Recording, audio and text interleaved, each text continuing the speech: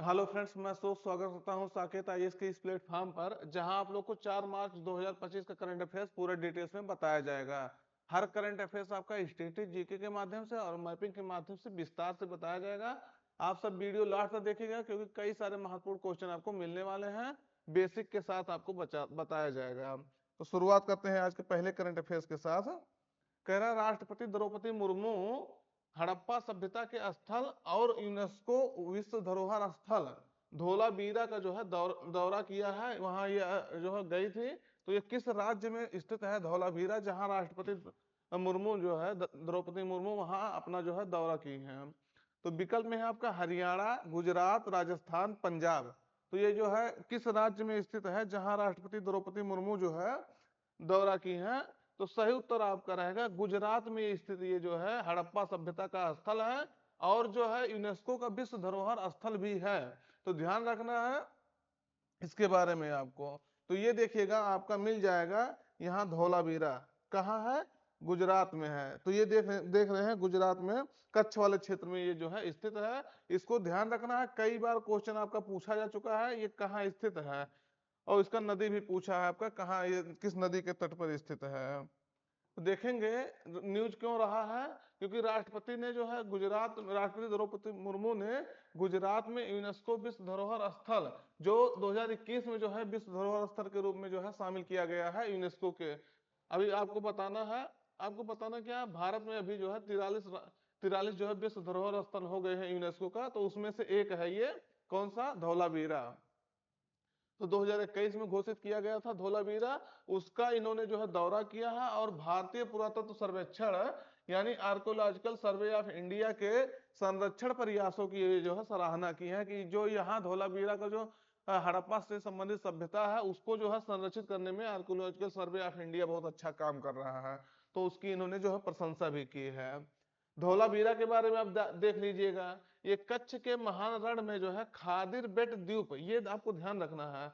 खादिर बेट द्वीप पर जो है स्थित यह है कच्छ रेगिस्तान वन्यजीव अभयारण्य के जो है भीतर और कर्क रेखा पर स्थित है। यही क्वेश्चन आपसे पूछा जा चुका है। ये जो है कर्क रेखा पर स्थित है, उसके बाद कहाँ स्थित है? कच्छ रेगिस्तान वन्यजीव अभयारण्य के भीतर, और कहाँ? खादिर बेट द्वीप पर कच्छ के महान रण में स्थित है। तो ये आपको बहुत ध्यान से देखना है, क्योंकि जो है इसके इसके बारे में अभी इतिहास से क्वेश्चन बनता रहता है।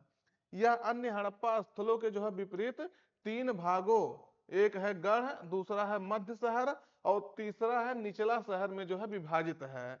तो ध्यान रखना है, ये तीन भागों में जो है, जो हड़प्पा के अन्य स्थल हैं वो तीन भागों में नहीं, वो दो ही भाग में, कभी एक भाग में विभाजित है, लेकिन ये तीन भागों में विभाजित है। एक है गढ़, एक है मध्य शहर, एक है निचला शहर, उसमें जो है विभाजित है। और इसकी खोज कौन किया था? तो जगतपति जोशी जो है 1967 में, जो आर्कोलॉजिकल सर्वे ऑफ इंडिया के जो है इसमें काम करते थे, उन्होंने इसको जो है खोज किया था, जगतपति जोशी ने। ये आपको ध्यान रखना, बहुत महत्वपूर्ण क्वेश्चन है, जान लीजिए। अगले आने वाले एग्जाम में हिस्ट्री से लेकर के ये क्वेश्चन जो है पूछा जाएगा, लेकिन ये न्यूज में है तब पूछा जाएगा। और देखेंगे इसके बारे में, आर्कोलॉजिकल सर्वे ऑफ इंडिया के डॉक्टर रविंद्र कुमार बिष्ट ने जो है इनके नेतृत्व में 1990 से और 2005 तक का जो है इसका एक व्यवस्थित जो है उत्खनन किया गया था। इसका खुदाई जो है व्यवस्थित रूप से किया गया था। जब 1967 में इनके नेतृत्व में किया गया था, ये जब खोजे थे इसको 1967 में जगतपति जोशी, तब नॉर्मल इसको खोज दिए थे कि हाँ ये जो है हड़प्पा सभ्यता का स्थल है। लेकिन जब बिष्ट के नेतृत्व में खोजा गया था, जो आर्कियोलॉजिकल सर्वे ऑफ इंडिया के जो है अध्यक्ष थे, 1990 से 2005 तक एक व्यवस्थित रूप से उसका जो है उत्खनन किया गया था।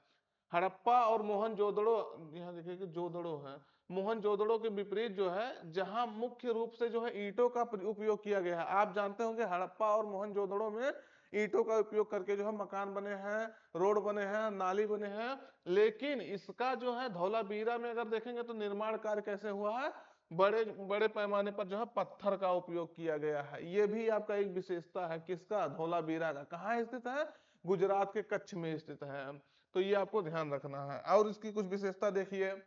इसकी अगर विशेषता देखेंगे तो यहाँ उन्नत जल संरक्षण प्रणाली है, जैसे वर्षा जल संचयन, वावड़ी, चेक डैम और भूमिगत जल भंडारण के लिए 16 विशाल जलाशय यहाँ जो है मिले हैं। किस लिए? जो है जल भूमिगत जल भंडारण के लिए। अपनी बेहतर जल प्रबंधन तकनीकों के कारण इसे जो है जल किला जो है के नाम से जाना जाता है। और अंत्येष्टि वास्तुकला यहाँ भी मिला है। हड़प्पा में पाए गए आयताकार दफन स्थलों के विपरीत जो आयताकार यहाँ पाए जाते थे, यहाँ अद्वितीय अर्धगोलाकार, इस तरह से कुछ अर्धगोलाकार संरचनाएं मिली है। किस लिए? अंत्येष्टि जो है दफनाया जाता है मरने के बाद लोगों को, उस तरह से अंत्येष्टि से जो यहाँ अर्धगोलाकार संरचनाएं मिली हैं, तो ये भी आपको ध्यान रखना है।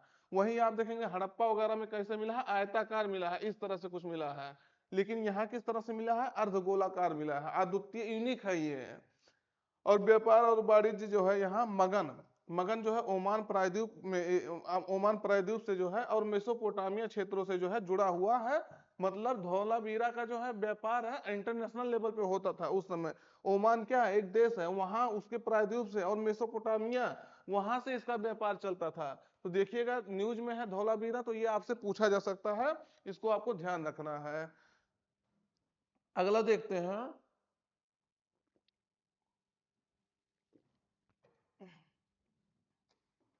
अगला देखते हैं, राष्ट्रीय सुरक्षा दिवस नेशनल सेफ्टी डे कब मनाया जाता है? तो आप लोग को बताना है राष्ट्रीय सुरक्षा दिवस कब मनाया जाता है। विकल्प में है 2 मार्च, 3 मार्च, 4 मार्च, 5 मार्च। तो ये कब मनाया जाता है राष्ट्रीय सुरक्षा दिवस? तो सही उत्तर आपका रहेगा आज हम लोग जो है यानी 4 मार्च को नेशनल सेफ्टी डे मना रहे हैं। तो ध्यान रखना है क्यों मना रहे हैं।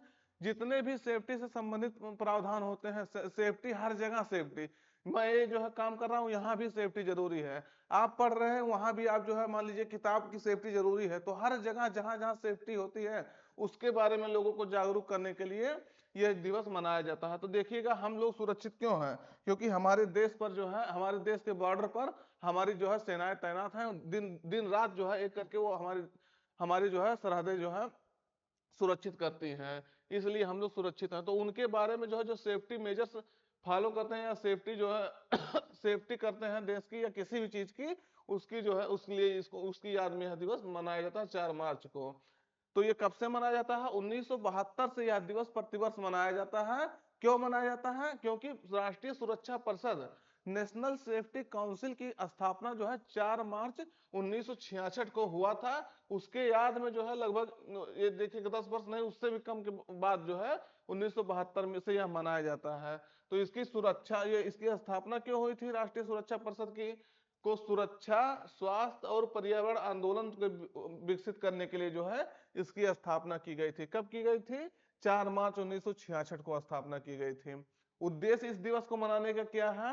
इस दिवस को मनाने का उद्देश्य विभिन्न सुरक्षा चिंताओं के बारे में जागरूकता बढ़ाना, कर्मचारियों की प्रतिबद्धता को जो है नवीनीकृत करना और व्यवसायिक सुरक्षा और स्वास्थ्य की विशेषता को जो है एकीकृत करना, इसका जो है उद्देश्य इस दिवस को मनाने का उद्देश्य है। देखिएगा अब की वर्ष जो है 4 से लेकर के 10 मार्च तक राष्ट्रीय सुरक्षा सप्ताह भी हम लोग मना रहे हैं। तो इसको भी याद रखना। सुरक्षा को कैसे बढ़ाया जा सकता है हर क्षेत्र में। मान लीजिए आप हॉस्पिटल में जाते हैं, हॉस्पिटल में भी जो है सुरक्षा जरूरी होता है। क्यों जरूरी होता है? क्योंकि वहां फायर से संबंधित सुरक्षा हो गया, पेशेंट जो रहते हैं उनकी सुरक्षा जरूरी हो गया। तो सब सुरक्षा के बारे में जो है जागरूकता फैलाने के लिए यह दिवस मनाया जा रहा है। थीम अब की वर्ष का क्या है जो ये नेशनल सेफ्टी डे मनाया जा रहा है? विकसित भारत के लिए सुरक्षा और कल्याण महत्वपूर्ण है। तो सेफ्टी एंड वेलबींग है क्रूसियल फॉर विकसित भारत।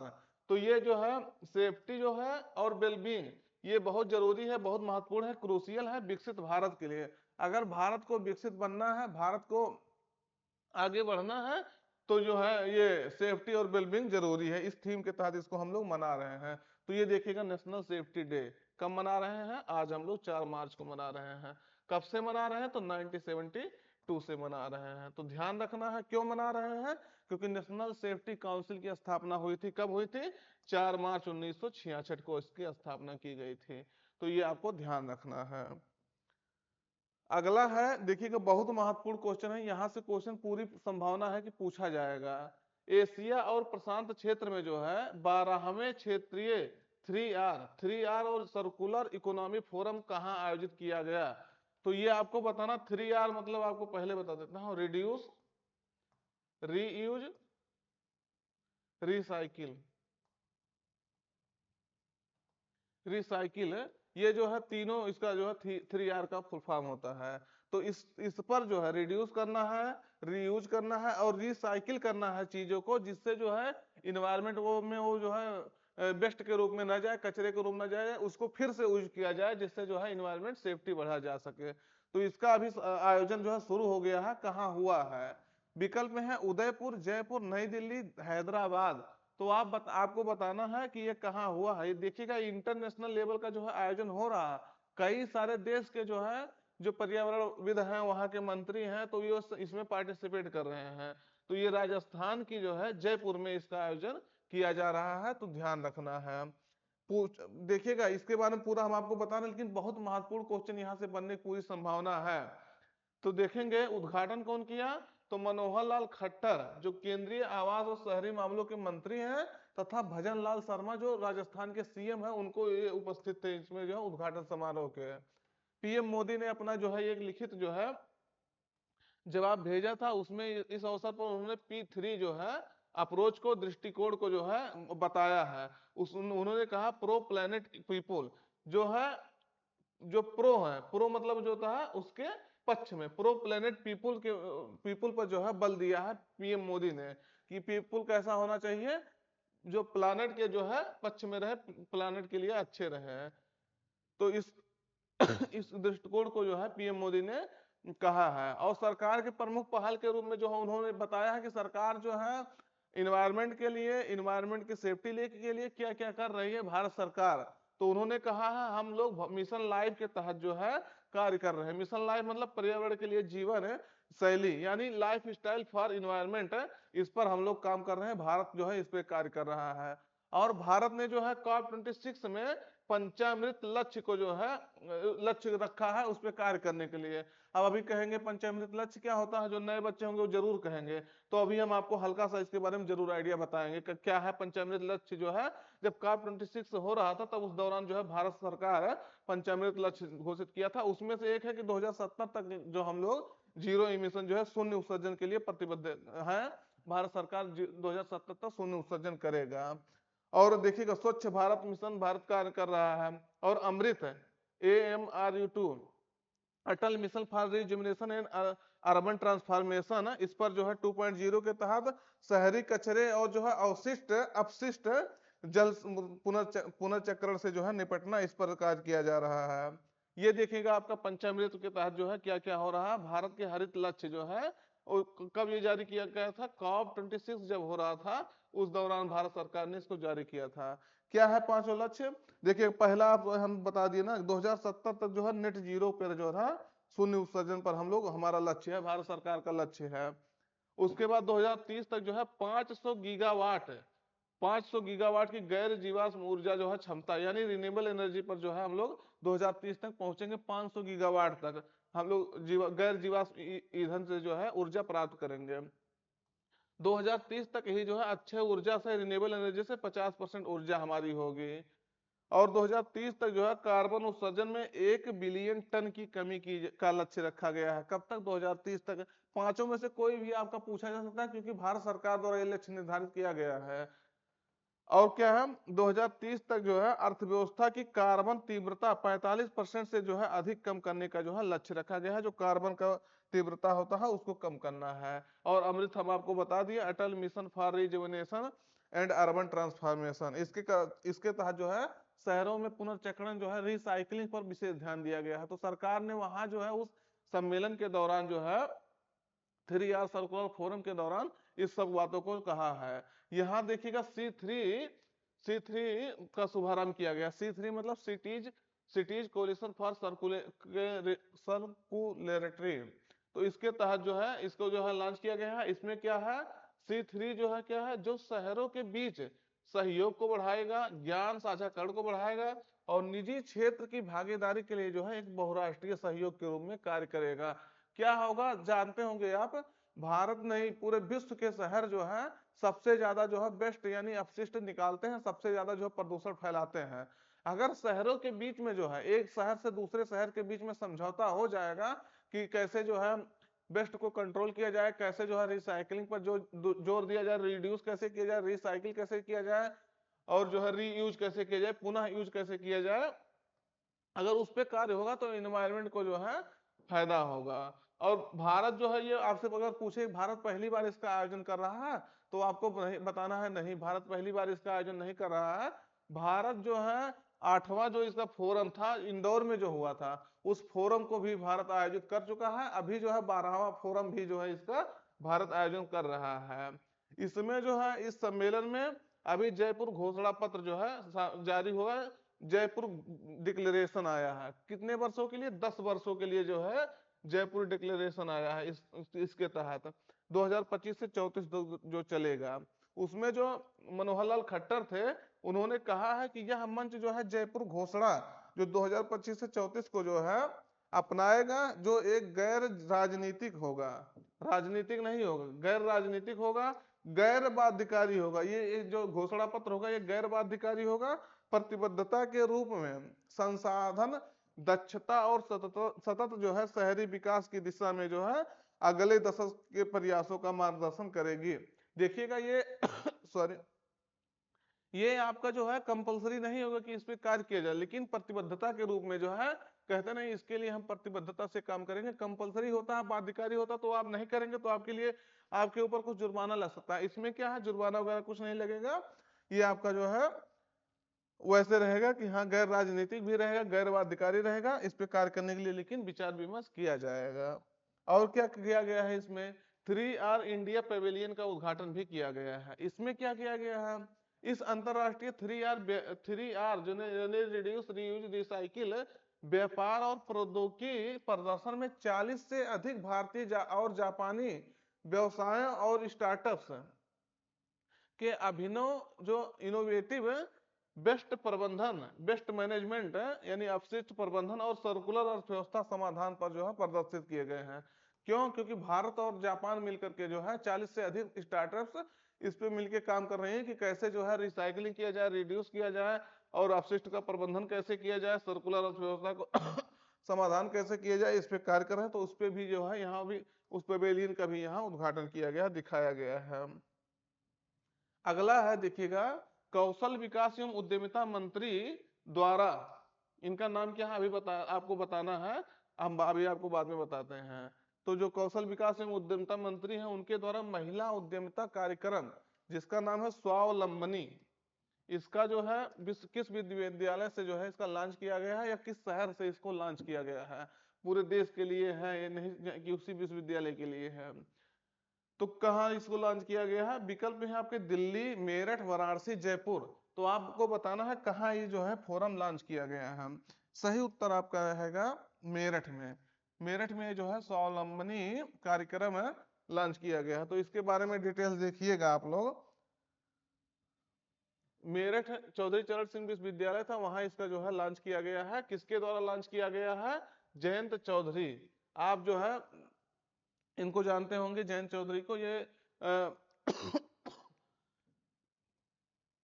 कौशल विकास मंत्री हैं, तो इनको ध्यान रखना है। तो इनके द्वारा जो है स्वावलंबनी का उद्घाटन किया गया है। क्यों किया गया है, पूरे भारत में महिला उद्यमियों को जो है सशक्त बनाने के लिए किया गया है इसका उद्घाटन। स्वावलंबनी क्या है, स्वावलंबनी है देखिएगा, यहाँ उच्च शिक्षा संस्थानों में युवा महिलाओं के लिए जो है एक संरचित उद्यमिता पहल है। यह एक उद्यमिता पहल है।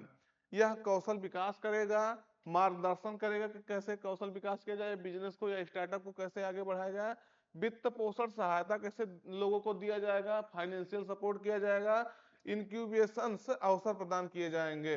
तो ये सब इसमें किया जाएगा।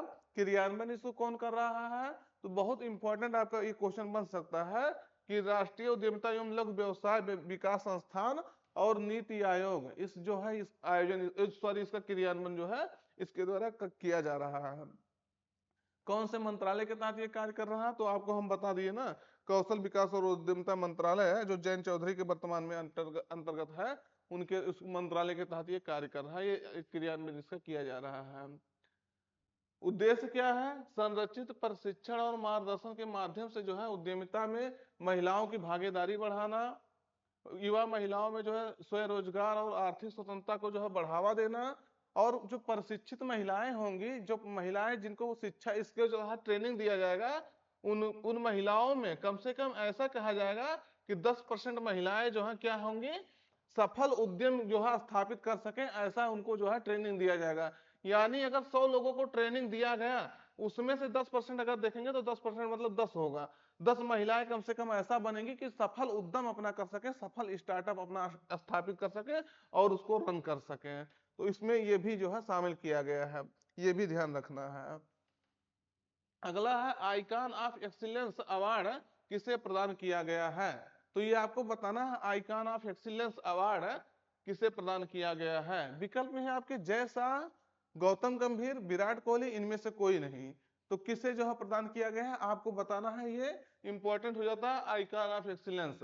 तो किसे दिया गया है, आईसीसी के वर्तमान में अध्यक्ष हैं कौन, जय शाह, जो हमारे गृह मंत्री हैं, उनके जो है लड़के हैं, आईसीसी के अध्यक्ष बने हैं सबसे कम उम्र के, अभी तक के सबसे कम उम्र के जो है, सबसे कम उम्र के आईसीसी के अध्यक्ष बने हैं। कितने वर्ष की उम्र में बने थे, मात्र और मात्र 36 वर्ष की उम्र में जो है ये आईसीसी के अध्यक्ष बने थे।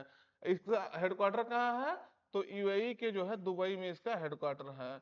तो इसको ध्यान रखना है। इसकी स्थापना आप लोग को बताना है, कब आईसीसी की स्थापना हुई थे, इंटरनेशनल क्रिकेट काउंसिल की स्थापना कब की गई थी, जो किसी भारतीय द्वारा जो है इस समय इस पद पर जो है आसीन है। देखिएगा ये है आपके जय शाह। तो आईसीसी के अध्यक्ष हैं जय शाह को क्रिकेट प्रशासन में उनके योगदान के लिए 14वें फोर्थ यहाँ देखें फोर्थ इंडिया लीडरशिप अवार्ड 2025 में आइकॉन ऑफ एक्सीलेंस अवार्ड से जो है सम्मानित किया गया है। तो ये आपको ध्यान रखना है। अगला है चर्चा में रहा सेंदुरनी वन्यजीव अभयारण्य यानी सेंदुरनी वाइल्ड लाइफ सेंचुरी किस राज्य में स्थित है जो चर्चा में था। तो सही उत्तर आपको बताना है। विकल्प में है असम, केरल, तमिलनाडु, आंध्र प्रदेश। सही उत्तर आपका रहेगा केरल में जो है इसका केरल में ये जो है इसका स्थापना किया गया है। देखिएगा इसके बारे में, तो केरल विश्व क्यों न्यूज में है पहले ये देखिए। केरल विश्वविद्यालय के शोधकर्ताओं ने जो है केरल के सेंदुरनी है वैसे, सेंदुरनी वन्यजीव अभयारण्य में जंपिंग स्पाइडर यानी कूदने वाले जो है मकड़ियों की 2 नई स्पेसीज को जो है प्रजातियों की खोज की है, जो भारत में जो है एपिडेलेक्सिया जीनस के जो है पहला रिकॉर्ड है। तो ये ध्यान रखना है आपको। इसके बारे में जो है यह कहा जाता था कि यह श्रीलंका में जो है सिर्फ स्थानिक है, वहां लोकल लेवल पे पाई जाती है, लेकिन अभी जो है केरल के जो है सेंदुरनी वन्यजीव अभयारण्य में इसको देखा गया है। तो सेंदुरनी वन्यजीव अभयारण्य केरल के कोल्लम जिले में स्थित है, जो अगस्त मलाई बायोस्फीयर रिजर्व है उसके अंतर्गत यह स्थित है। आपको बताना है भारत में कितने बायोस्फीयर रिजर्व है, ये आपको बताना है कमेंट करके। अगर देखेंगे तो इस अभयारण्य से मानसर और मनहर नदियां जो है इसी अभयारण्य से होकर बहती है। तो ये भी आपको ध्यान रखना है। अगला क्वेश्चन देखिएगा, किस नियामक संस्था ने कारपोरेट बॉन्ड के लिए बॉन्ड सेंट्रल नामक एक केंद्रीकृत डेटाबेस पोर्टल जो है लॉन्च किया है। तो किस संस्था ने लॉन्च किया है। विकल्प में आपके भारतीय बीमा विनियामक और विकास प्राधिकरण, सेबी, आरबीआई, वित्त मंत्रालय। तो कौन जारी किया है, सेबी ने इसको जो है लॉन्च किया है। सेबी क्या होता है, security and exchange board of India. तो इसको आपको जानते होंगे इसके बारे में। अभी जो हम कल या परसों इसका शायद न्यूज पढ़े थे कि इसके जो है इसके नए अध्यक्ष बने हैं। तो अध्यक्ष का क्या नाम है, तुहिन कांता पांडे। कौन बने हैं, तुहिन कांता पांडे। तो किसके स्थान पे बने हैं, माधवीपुरी बुच के स्थान पे बने हैं। तो सेबी के अध्यक्ष ये जो है तुहिन कांता पांडे, 3 वर्षों के लिए इनको बनाया गया है। और सेबी की स्थापना 1988 में हुई थी। इसको जो है ऐसे बना दिया गया था, लेकिन 1992 में जो है सेबी एक्ट ला करके, सेबी एक्ट संसद ने पास करा करके इसको जो है सांविधिक दर्जा दे दिया गया था, वैधानिक दर्जा दे दिया गया था। तो ये आपको ध्यान रखना है। ये देखेंगे भारतीय प्रतिभूति और विनिमय बोर्ड जो है यानी सेबी ने कारपोरेट बॉन्ड सेंट्रल नामक जो है केंद्रीकृत डेटाबेस पोर्टल लॉन्च किया है। तो यह भारत में जो है कारपोरेट बॉन्ड के बारे में जानकारी के एकल प्रमाणिक स्रोत के रूप में जो है कार्य करेगा। उद्देश्य क्या है, पारदर्शिता जो है ट्रांसपेरेंसी बढ़ाना और निवेशकों को जो है सूचित निर्णय लेने में जो है मदद करना। इस उद्देश्य के तहत इसको जो है लॉन्च किया गया है। तो मित्र आज का करंट अफेयर्स यहीं पर समाप्त करते हैं। आप लोग जो क्वेश्चन पूछते हैं उसको बताया करिएगा और अपने मित्रों तक एक बार जरूर शेयर करिएगा। फिर मिलते हैं कल के सेशन में, तब तक जो अपना पढ़ाई जारी रखिएगा। Thank you.